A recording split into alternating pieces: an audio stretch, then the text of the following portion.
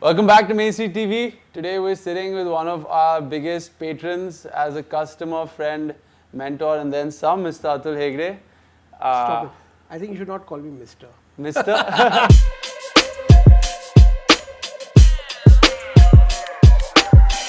We're here outside a door again. That can only mean one thing. We're here to look at another closet. This one's a personal favorite. Let's get into it and check it out.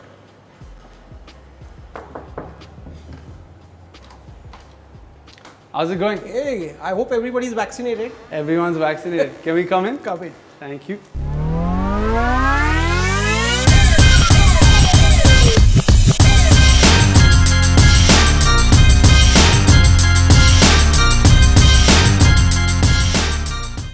Welcome back to Main Street TV and to another episode of the Closet Tour series we've been doing for a bit now. We're here today with one of our biggest customers, patrons, friends, mentors, and then some, Atul Hegde. You are an investor, entrepreneur, business owner, and I guess pretty intense sneakerhead.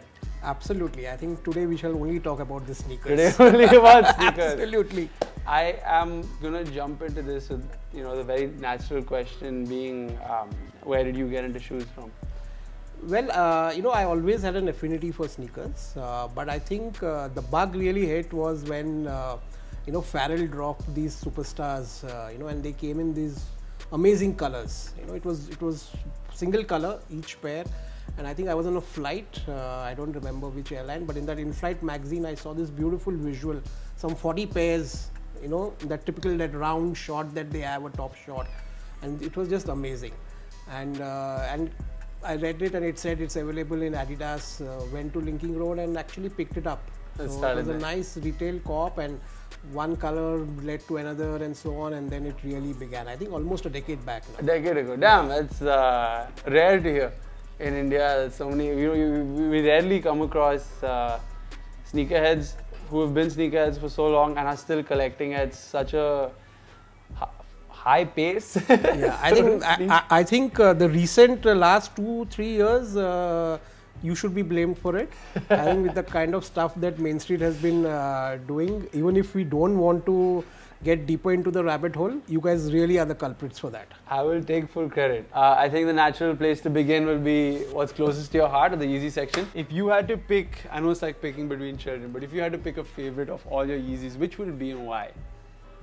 It has to be the Belugas, and I don't have the OG ones. I have the ones. You have two of the 2.0s. So, So this is a reflective. So we see 3 pairs of Belugas here, 2 of the 2.0s and one of the re-release reflective. Yeah. So these are really my favorites, and I absolutely love them. I've been wearing them it's the color. All across. It's the color. You like the neutrality. It's the color and all of that. And the other one which I like, which I know a lot of people actually don't ride, are the semi-frozens. Semi-frozen. No, I think it's a fairly popular. Yeah, it's a very popular thing, and I like this pop of color. But the core red, something I haven't worn yet, recently acquired, not recently, about 6 months back. Also popular shoe though. Yeah, absolutely. Why don't you have a pair of the OG Beluga? Okay, 6 attempts from StockX. Okay, I don't know why I never attempted with you guys. Because we got Sahil a pair. Yeah, I know you got Sahil a pair. And that was a personal push. He was like, I need to get one Yeezy, what should I get? I've been trying it from the time it was $1,500. It's now at $400 and still it doesn't pass the authenticity check. So that's the reason. Luck or a glitch in your account. We'll get you a pair after this. I think that's much due. Yeah. If you had to pick a silhouette from all Yeezys, which would it be? The 350s. The 350s for me are absolutely, I feel design-wise, comfort-wise, just stand out. The other one that I'm a big fan of, and I wore so much, and now I had to buy a new pair, are the Wave Runners. So this is something. This re-release was a doubt. Yeah, right? but this is not a re-release pair. I bought it last year because my previous pair was really beaten down. I really liked at that point of time. Right now I'm not sure, but it would be among my top 5 Yeezys. It's a lovely shoe. Yeah. Which here is your least favorite Yeezy?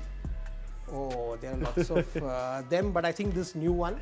Yeah, I find this very, very odd. I just bought it because it's a new one, so I had to have it. It is extremely odd. It just seems to be very confused, right? It's wanted to be a 350. but it I decided don't know. not to Yeah, be. what is the sock runner Yeah. situation? So this would definitely be. And the other pairs that I'm really disappointed, and I don't think I have all of them here. These MNVNs, right? So Yes. I have pretty much all of them, the first original 3-4 colors. But somehow, when I saw them, I just don't feel like wearing You don't them. feel like it. Yeah. Something I really want to touch upon is your Instagram username.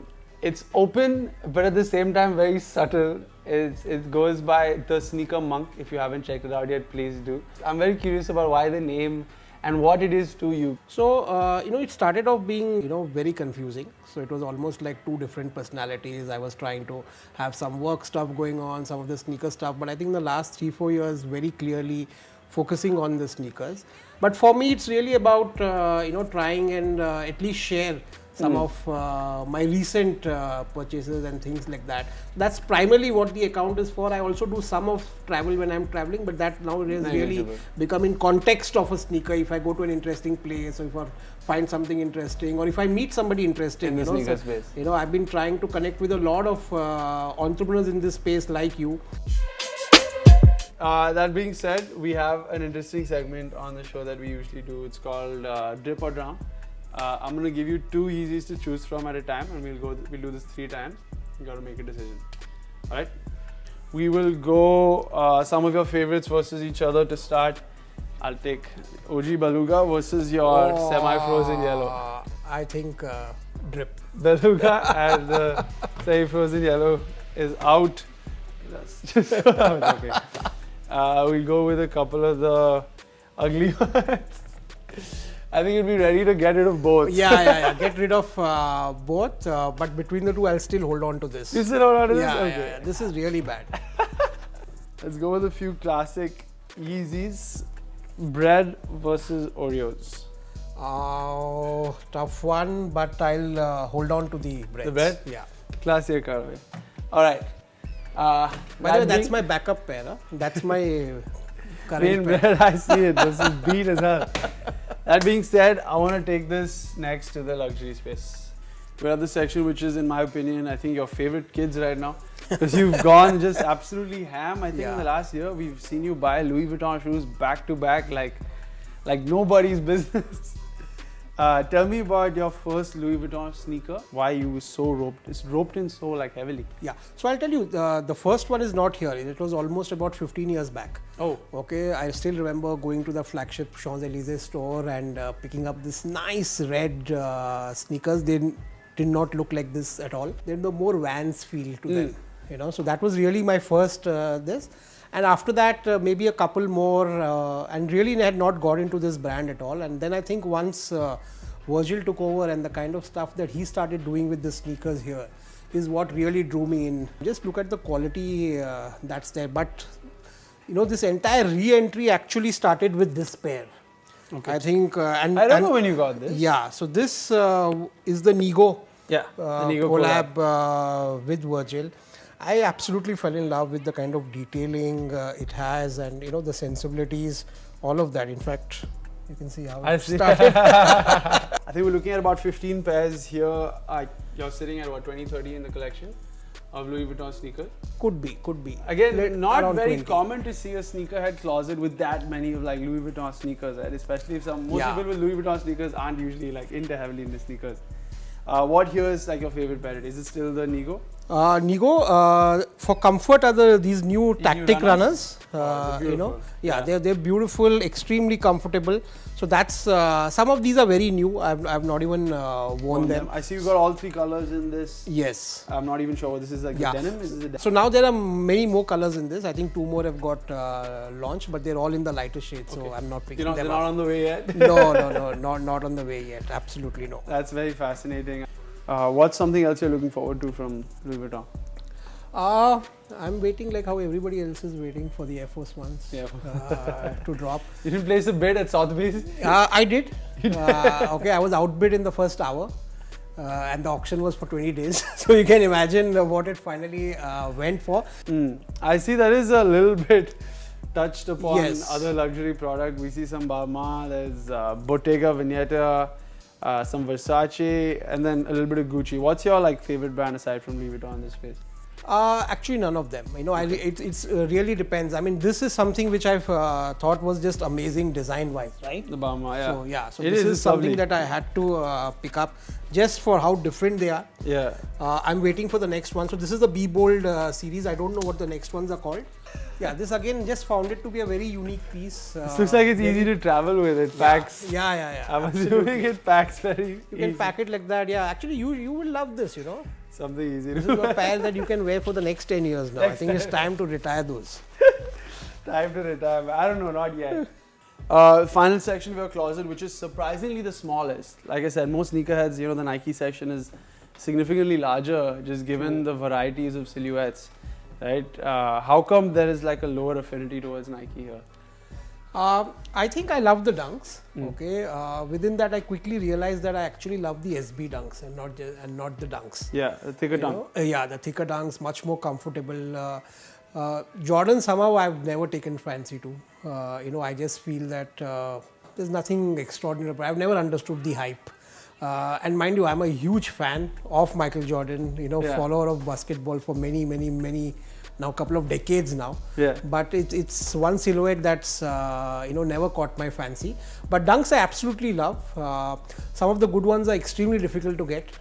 Then I see you have a strong affinity for specific collections. Right? We see the Supreme set. Were you fond of these? Are you keen to purchase some of the older OG Supreme Dunks? Like the early ones? No, I'm not. I mean, I think in this began, you know, just for a lark. Started off with it. In this, my favorite are actually the green ones. Okay. The mean greens, as they call them. This is really strong pop of color. Yeah, strong pop of color. I think we can tell by theme you like this sort of pop of color. Yeah, right? Whether it's absolutely. Orange, yellow, green. And then it's just that, you know, and again, I think most of this is from you guys itself, where I was able to actually build the collection. Awesome.